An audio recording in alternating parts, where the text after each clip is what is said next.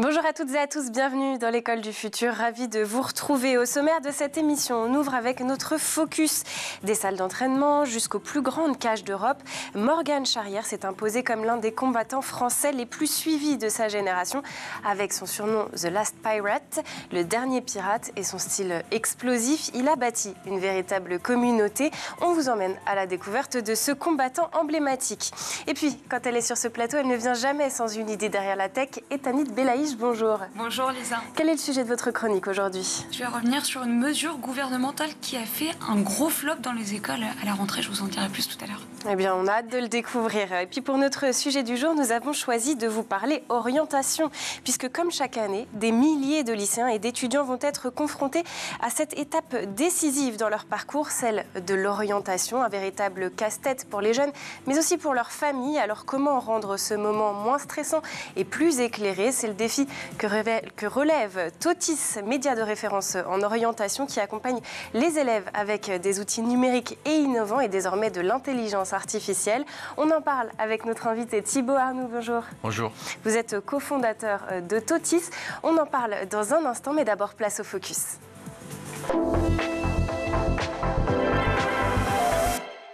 Sportif de haut niveau, il est une inspiration pour les jeunes qui le suivent. À seulement 29 ans, Morgan Charrière représente une figure clé du MMA en France, un sport mêlant plusieurs disciplines de combat. À travers ses vidéos, il partage sa carrière et son quotidien de combattant 2.0. Il est notre rôle modèle du jour, signé Dylan Kohler. On n'a jamais parié ne serait-ce qu'une seule pièce sur moi. J'ai toujours été l'outsider. Morgan Charrière, surnommé The Last Pirate, n'est pas votre combattant de MMA ordinaire. Ce Français de 28 ans jongle habilement entre les octogones et les écrans, faisant de lui une véritable star à double facette. Morgan partage son quotidien de combattant professionnel, offrant un regard inédit sur les coulisses d'un athlète de haut niveau. Ces vidéos ont aussi bien contribué à démystifier ce sport qu'à le mettre en lumière dans tout l'Hexagone. Mais ne vous y trompez pas, Charrière n'est pas qu'un influenceur. En 2023, il réalise son rêve en signant avec l'UFC, la plus prestigieuse organisation de MMA au monde. Un parcours qui force le respect quand on sait qu'il a commencé sa carrière à une époque où ce sport mêlant plusieurs disciplines de combat était encore illégal en France. Alors qu'est-ce que ça fait d'avoir triomphé à l'UFC? C'est une bonne question, C'est vraiment la sensation de t'es sur un petit nuage, tu vois, t'es au-dessus de tout. Ouais, en termes de sensation, c'est la légèreté, un poids qui tombe de mes épaules. Genre, ah ouais, je me suis pas menti, j'ai pas menti aux gens, j'ai menti à personne. Et le travail, ça paye à un moment. Derrière son surnom de pirate et ses tatouages intimidants se cache un homme au grand cœur. Cette générosité se reflète aussi dans son approche du combat. Charrière est connu pour son style spectaculaire, quitte parfois à prendre des risques inconsidérés. Une véritable volonté de toujours offrir un show à son public. Avec un bilan de 2 victoires pour 1 défaite à l'UFC, Morgan Charrière a les yeux rivés sur l'avenir. Son objectif, grimper dans le classement des poids plumes et pourquoi pas, décrocher un jour une ceinture synonyme de champion du monde de son sport. D'ici là, ce combattant 2.0 continue de partager sa passion sur les réseaux sociaux, jonglant entre entraînement intensif et montage vidéo. Une chose est sûre, dans la cage comme devant les caméras, Morgan Charrière n'a pas fini de faire briller ce sport qui ne cesse d'augmenter sa cote de popularité.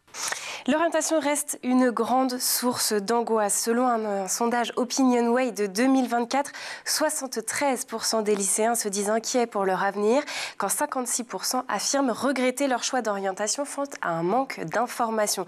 Alors que chaque année, quelques 900 000 élèves passent sur Parcoursup, on comprend à quel point ces décisions pèsent lourd. Alors, comment mieux accompagner les jeunes et quel rôle l'intelligence artificielle pourrait jouer afin de rendre ces choix plus justes, plus simples et plus accessibles à tous?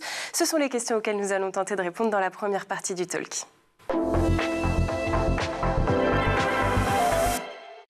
Et aujourd'hui en plateau avec nous Thibaut Arnoux, c'est cofondateur de Totis.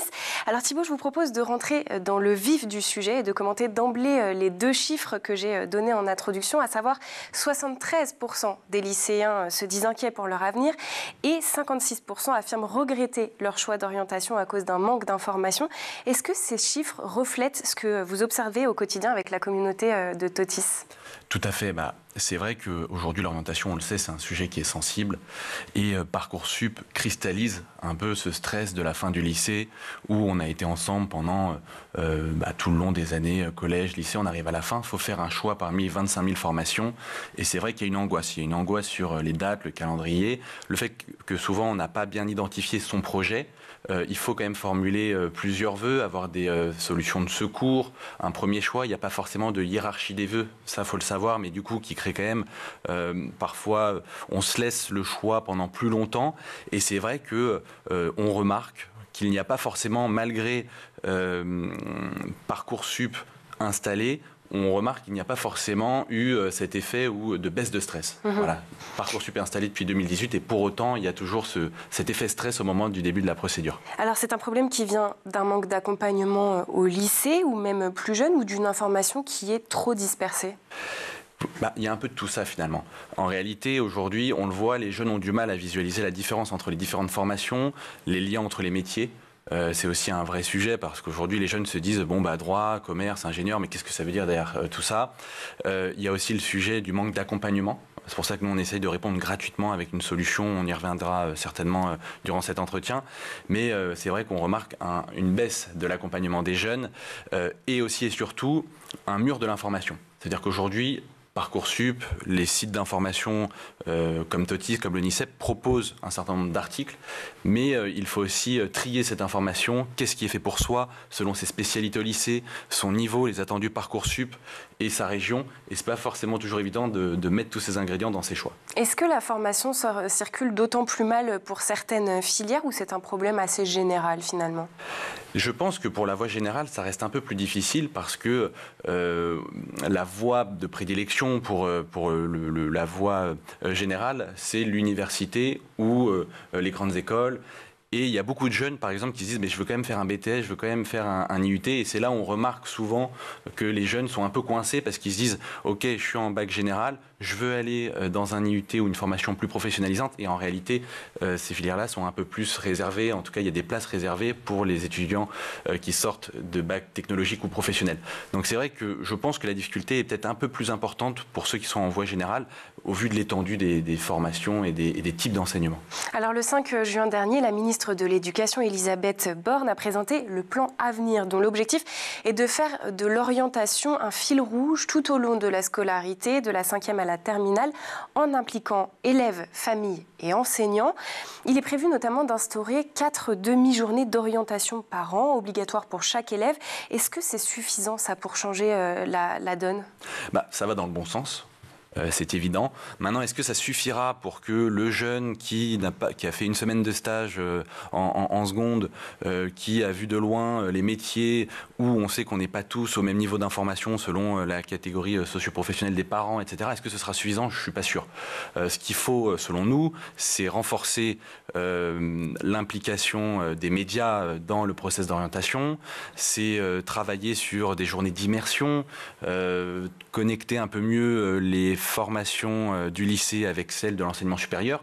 C'est qu'en réalité aussi pour nous, le vrai sujet, c'est que il y a un gros gap entre le lycée et l'enseignement supérieur, avec des enseignements qui diffèrent et souvent on n'est pas préparé. Par exemple, un jeune qui va en droit aujourd'hui, à part une petite option dans certains lycées de droit, il n'y a pas grand-chose. Oui, c'est le grand saut dans l'inconnu. Voilà, exactement. Le plan met aussi l'accent sur le rôle des familles. Comment mieux les impliquer, les familles, dans ce processus? Mais ça, c'est assez difficile parce que souvent, les parents ont vu ça de loin. Enfin, ça fait très longtemps. Ça ne s'appelait pas des mêmes façons. Maintenant, les spécialités au lycée ont changé. Et c'est vrai qu'aujourd'hui, on voit que le plus difficile, c'est d'embarquer les parents qui ressentent cette angoisse, qui ont peur pour leurs enfants, qui nous disent moi, mon fils, oh là là, il est perdu, il ne s'intéresse pas forcément à telle ou telle filière. Et donc, pour nous, il faut aussi travailler sur la pédagogie auprès des parents, essayer d'accompagner sur un volet peut-être un peu plus psychologique, en tout cas inspirationnel aussi du parent, qui doit aussi être là pour dire qu'est-ce que tu veux vraiment faire, qui ne soit pas forcément lui décisionnaire. C'est aussi ce qu'on remarque dans certaines familles, c'est qu'en fait ce sont les parents qui poussent pour faire telle ou telle filière parce que ça fait bien. Voilà. Et surtout être là pour essayer de trouver la bonne solution entre ce qui correspond aux jeunes, à son tempérament, et aussi à des filières qui vont vers l'emploi. Parce que on en parlera peut-être après, mais un des sujets, c'est qu'aujourd'hui, trop de jeunes se tournent vers des filières qui sont un peu bouchées et qui créent de la déception après un bac+5, par exemple, quand on n'a pas forcément l'emploi ou pas forcément le niveau de rémunération que devrait être un bac+5. Et en même temps, on ne peut pas renoncer non plus à ses envies. C'est toujours le sujet, c'est un sujet qui est très difficile, où il faut évidemment travailler sur les filières qui nous intéressent, et en même temps avoir quand même ce regard de se dire, ok, si je pars dans cette filière-là, il n'y a pas forcément de formation reconnue, il n'y a pas forcément les mêmes débouchés que dans d'autres, et essayer de faire un choix équilibré là-dessus, et aussi sortir un peu, nous ce qu'on dit toujours, un peu des caricatures, des stéréotypes. Ça veut dire qu'aujourd'hui on voit des jeunes qui nous disent, moi je veux faire médecine, parce que ça fait bien de faire médecine, ou des grandes filières comme ça. C'est un peu bateau ce que je dis, mais essayer de casser un peu ce spectre de la finance parce que ça fait bien d'être à la défense, ou de la médecine parce qu'on a vu une série, et de vraiment travailler sur le quotidien du métier, des missions, parce que derrière un métier comme la finance ou le droit, ça ne plaît pas vraiment à tout le monde quand on regarde le quotidien des salariés. De votre côté, Tanit, la jungle de l'orientation, ça a été un moment difficile ou la voie était déjà toute tracée ? La voie était quand même assez déjà tracée. J'ai l'impression que dans le monde du journalisme, on sait assez tôt la carrière qu'on veut choisir.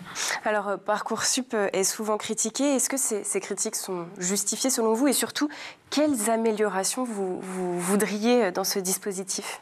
En réalité, alors je sais que je ne vais pas avoir une position qui est forcément la plus majoritaire, mais Parcoursup est une plateforme intéressante. Ils ont vraiment mis au niveau le volet information. Il y a vraiment énormément d'explications sur les débouchés, sur les grades. Donc en fait, aujourd'hui, Parcoursup cristallise les tensions en réalité de l'orientation, de je ne sais pas quoi faire plus tard, de la pression aussi entre le lycée et l'enseignement supérieur, parce qu'on remarque en fait qu'il y a des formations avec plus de 10 000, 15 000, 20 000 candidats. Quand on a 200 ou 300 places, ça crée un taux de pression et on se rend compte qu'il est très difficile de choisir sa formation et surtout que la formation choisisse le bon candidat. Quand on reçoit 15 000 dossiers sur Parcoursup, comment choisir les 300 étudiants qui vont aller dans la formation? Sachant que chaque lycée note différemment, il y a des classes où les profs sont sévères, d'autres où les profs sont plutôt gentils. Donc c'est ça qui est difficile pour nous. Et donc c'est là, mais ça c'est une position très personnelle, moi je suis pour qu'on revienne peut-être à ce qui était un peu plus présent avant Parcoursup, mais à l'idée de concours ou de tests de niveau avant d'entrer dans une formation. Parce que quand on reçoit 15 000 dossiers, comment choisir entre des dossiers où tout le monde est à 16, 17? La réalité, c'est qu'il faut peut-être aller un peu plus loin que juste une lettre de 250 mots et faire un test de niveau, en tout cas un test d'aptitude. Alors vous êtes déjà venu plusieurs fois dans l'école du futur, mais pour ceux qui ne connaissent pas, qu'est-ce que Totis? Alors Totis, c'est un média, une plateforme gratuite pour aider les jeunes dans leur choix d'orientation, créée en 2018 avec une vocation qui était celle de vouloir rendre plus accessible l'orientation avec des témoignages d'étudiants qui vivent la filière et qui l'expliquent aux lycéens, des immersions dans les écoles aussi, parce que souvent quand on est jeune, on se dit ok, c'est quoi la fac, une journée en fac de droit, ça ressemble à quoi, etc. Donc c'était des témoignages et des immersions.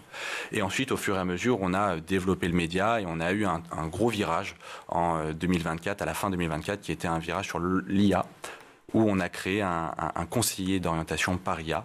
Et donc aujourd'hui, on est en quelque sorte un des leaders digitaux de l'orientation, où on opère à la fois sur le volet information, orientation, on présente les filières à travers des infographies, des témoignages et des reportages, et on a aussi des IA, des outils pour accompagner les jeunes et faire le tri entre le mur de l'information dont je parlais tout à l'heure.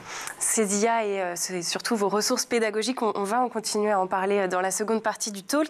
Mais d'abord, on fait un tour du côté de la planète tech.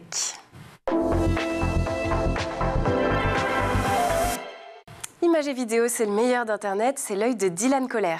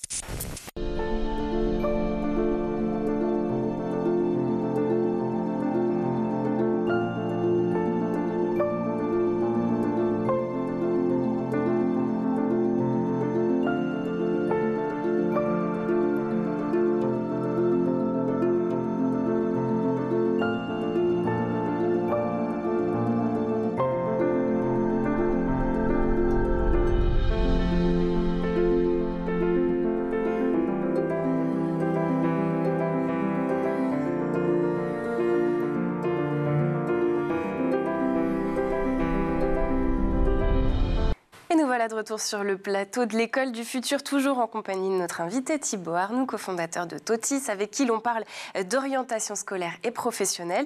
On continue à en parler bien évidemment, c'est juste après la chronique d'Etanit Belaïch qui a une idée derrière la tech.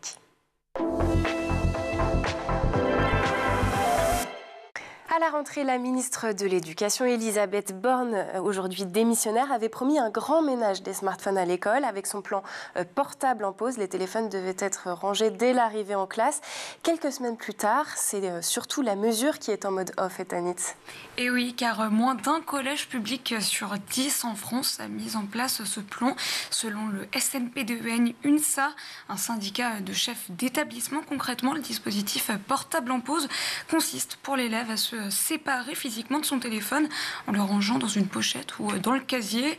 L'objectif d'Elisabeth Borne est d'améliorer le climat scolaire en luttant contre la surexposition aux écrans des élèves et les dégâts du cyberharcèlement. Il s'agit de garantir qu'aucun collégien n'utilise son téléphone portable au sein de l'établissement. Cette mesure s'accompagne de la suspension de la mise à jour des outils numériques comme Pronote les soirs et le week-end. Le dispositif portable en pause qui doit encore être généralisé d'ici la fin de l'année. Mais il fait face à une large opposition. Effectivement, car 67% des chefs d'établissement assurent qu'ils ne l'appliqueront tout simplement pas, quand 25% attendent un retour de leurs conseils départementaux pour financer le plan, car le coût est au cœur de l'opposition. Il s'élève par exemple à au moins 10 000 € pour un collège de 450 jeunes, selon le syndicat national des personnels de direction de l'éducation nationale. Et puis, une incohérence est pointée du doigt. Une loi de 2018 interdit déjà l'utilisation des smartphones dans les règlements intérieurs des écoles et des collèges, et la mise en place de cette loi dépend largement des règlements intérieurs. Par exemple, dans certains établissements, les élèves peuvent garder leur smartphone éteint sur eux sans avoir le droit pour autant de le sortir ou de l'utiliser, au risque de se le faire confisquer par le personnel scolaire. Mais la préoccupation majeure reste le temps d'écran des adolescents qui explose depuis 10 ans. C'est d'ailleurs la raison pour laquelle la ministre de l'Éducation nationale insistait fin août sur le plan portable en pause. Chez les ados âgés de 13 à 19 ans, le temps devant les écrans est passé de 4h20 à 5h10 par jour en moyenne, selon un sondage paru en 2022. Et au cas par cas, la moyenne peut même atteindre 10 heures par jour. L'école veut donc être un rempart à l'exposition croissante des jeunes aux écrans. Il n'empêche que les téléphones sont achetés de plus en plus tôt. Aux alentours de 11 ans, d'après l'Observatoire de la parentalité. Et l'usage du téléphone est inévitable pour accéder à l'espace numérique de travail et à Pronote, qui permet aux enfants de connaître leurs devoirs à faire et d'accéder à certaines leçons. Alors le dispositif portable en pause, mauvaise idée. Le docteur Michel Simès évalue les pour et les contre. pour juger, il faut d'abord rappeler une chose, les écrans, ça a des effets réels sur la santé. Côté mental, c'est l'exposition au harcèlement en ligne, à des contenus violents, choquants, inadaptés, c'est l'anxiété, la perte de concentration, l'isolement, voire la dépression. Côté physique, perturbation du sommeil, sédentarité, fatigue visuelle, ralentissement du développement cognitif. Alors c'est pas une interdiction punitive, c'est pas contre les jeunes, c'est une mesure de santé publique. Est-ce que c'est la solution miracle? Non. Les élèves retrouveront leur téléphone en sortant du collège, mais entre-temps, ils apprennent à vivre sans, à s'ennuyer, à discuter, à se reconnecter autrement. Est-ce que ça va tout régler? Non. Mais est-ce que ça peut vraiment aider? Oui. Vous l'aurez compris, la pause numérique est loin de convaincre. Reste à voir comment le dispositif évoluera au fil de l'année scolaire. Merci beaucoup, Etanit, pour cette chronique. Tout autre sujet désormais, puisque l'on poursuit nos discussions avec notre invité, c'est au sujet des choix d'avenir de nos jeunes. C'est tout de suite dans la seconde partie du Talk.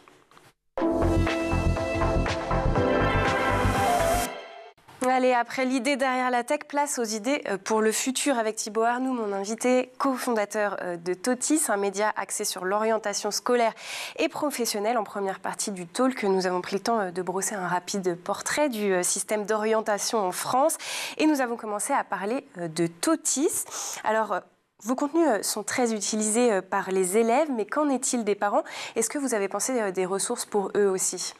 C'est une excellente question parce qu'on lance cette année une nouvelle branche sur notre site internet qui s'appellera Totis Parents, dont l'objectif est vraiment d'impliquer les parents dans le process d'orientation avec, je le disais tout à l'heure, des contenus pédagogiques où on va surtout travailler sur comment accompagner son enfant. On remarque que beaucoup de parents sont très stressés. C'était une demande croissante de nos utilisateurs, notamment sur Instagram où il y a de plus en plus de parents qui nous sollicitent.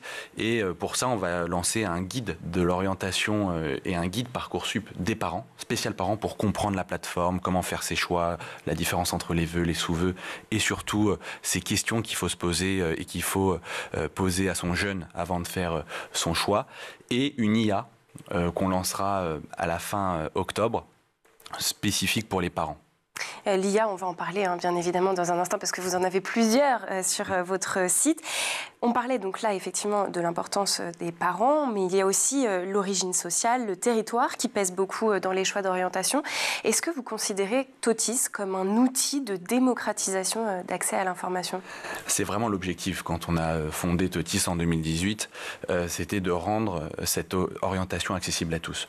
Parce qu'effectivement, il y a des territoires où on n'a pas forcément autant de lycées à classe préparatoire, où il n'y a pas forcément de salons, de ressources, ou des familles aussi qui n'ont pas forcément toutes les informations, toutes les ressources et tout le capital culturel, si je puis dire, pour bien s'orienter, maîtriser l'orientation métier.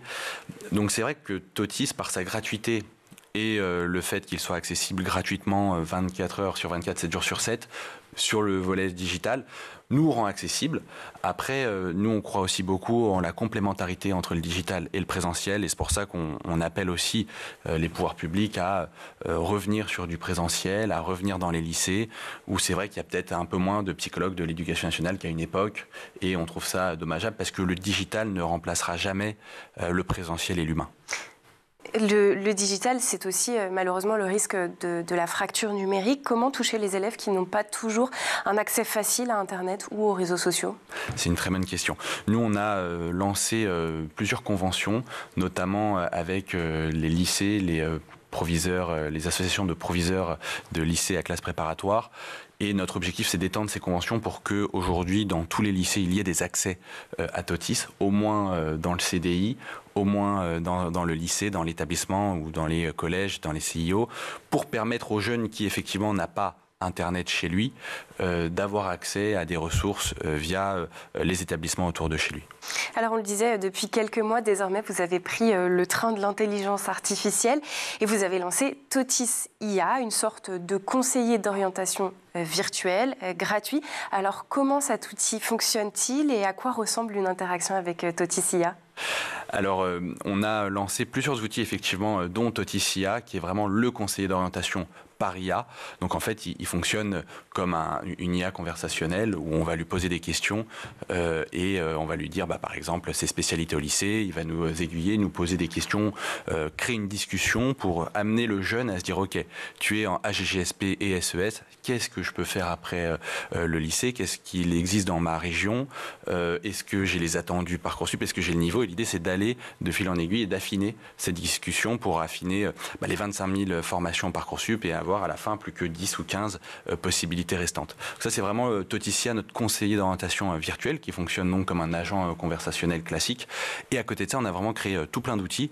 Un outil de prédiction pour savoir si on avait des chances ou pas d'être accepté sur Parcoursup, un générateur de lettres de motivation, ou encore un test d'orientation en master, parce que c'est aussi un des sujets pour les jeunes qui terminent leur licence, qui disent ok, qu'est-ce que je peux faire?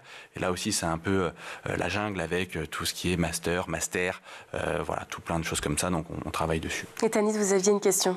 Est-ce que vous n'avez pas peur que ChatGPT devienne votre concurrent le plus féroce? Alors en fait, ChatGPT, c'est effectivement un outil utilisable et pourquoi pas. Le seul sujet qu'on a remarqué, c'est que comme la donnée est vraiment très large, il y a ce phénomène, vous savez, d'hallucination où on n'est pas certain du résultat. Et parfois, l'IA a du mal à contredire l'utilisateur. Là où nous, le fait d'avoir utilisé des données strictement provenant de Parcoursup ou de mon master, des open data, ou de données issues de Totis mais qui avaient été validées en amont par les associations de professeurs ou de proviseurs ou d'universités publiques, confère à Totis IA vraiment le minimum possible d'hallucination. Il y a très peu de chances de tomber sur une hallucination. Donc, et surtout une précision du territoire, je reviens dessus, quand on demande une formation à Totis IA à Besançon, j'aimerais faire une fac de droit, on est certain que la data va être bonne puisqu'elle provient de l'outil officiel national Parcoursup. Vous avez implanté de l'IA dans d'autres outils, vous le disiez à l'instant, je pense notamment à la rédaction de lettres de motivation, à celle qui permet de simuler la moyenne finale du bac, mais il y en a une qui m'intéresse tout particulièrement, c'est celle qui permet de préparer le grand oral. On s'éloigne un peu de votre vocation première qui est donc de guider les jeunes dans la jungle de l'orientation. Alors pourquoi cet ajout? C'est vrai que c'était une question qu'on s'est posée, de se dire on est sur l'orientation, pourquoi on va sur le grand oral? C'est parce qu'on remarquait que cette épreuve avait cristallisé beaucoup de tensions avec des jeunes qui avaient peur de se préparer, enfin qui n'étaient pas forcément très à l'aise à l'idée de prendre la parole en public pendant 10 minutes, ce qui est quand même assez long. C'est un gros coefficient aujourd'hui pour les épreuves du bac. Et on estimait que l'IA pouvait venir aider tout au long de la préparation du jeune, que ce soit pour trouver un sujet, trouver une problématique, trouver un angle, organiser son sujet en fonction des différentes parties, l'aider aussi sur la bibliographie en fonction là aussi des bulletins officiels, enfin en tout cas des sources officielles, et surtout sur la préparation le jour J où là le jeune va pouvoir simuler les questions possibles. Et cet outil, je le précise, a été co-créé par Olivier Jaoui qui est un expert du grand oral et directeur des éditions Grand Oral chez Nathan. Donc voilà, ça a été aussi co-construit par des professionnels et vraiment l'objectif de Toticia Grand Oral, c'était de rendre plus accessible cette préparation grand oral, qui restait quand même un peu floue pour beaucoup de jeunes. Bon, on revient sur la partie orientation, puisqu'on est dans l'école du futur. On a envie de se projeter dans quelques années. Alors, quelle pourrait être, selon vous, la prochaine grande révolution dans l'orientation scolaire et universitaire ? Très bonne question. Je pense que là, de toute façon, il va falloir un peu digérer ces dernières innovations, parce que aujourd'hui, on voit que l'IA n'a pas forcément encore eu l'impact absolu dans l'enseignement, la pédagogie, et il va falloir un peu voir où est-ce que cela va nous mener. Et après, nous, on est aussi vigilants sur tout ce qui va être les débouchés. Est-ce que ça va impacter l'IA certaines débouchés, certaines filières, l'enseignement, la pédagogie? Pour nous, la vraie révolution à venir, ça va être la question des grades, des visas. Ça veut dire en gros un peu vouloir recréer, je m'éloigne un peu de la question volontairement, mais de vouloir un peu remettre de la cohésion et de la lisibilité dans l'offre de formation. Personne ne comprend tous ces sigles d'orientation, master, MS, ESPIG, grade, visa. Enfin, personne ne sait faire la différence entre les différentes formations. Et pour nous, vraiment, l'enjeu absolu, c'est de remettre de la lisibilité dessus. Sinon, les jeunes n'arriveront pas à se projeter. Choisir son avenir n'a jamais été simple, mais grâce à des initiatives comme Totis, les jeunes disposent aujourd'hui d'outils plus clairs et plus accessibles pour se projeter. Merci Thibaut Arnoux d'avoir été avec nous sur ce plateau. Merci aussi à Etanit Belaïch. Merci également aux équipes en régie, à Édouard Degnaud d'avoir produit cette émission, mais surtout merci à vous de nous avoir suivis. On se retrouve avec grand plaisir dès demain à 12h30 sur School TV. D'ici là, portez-vous bien.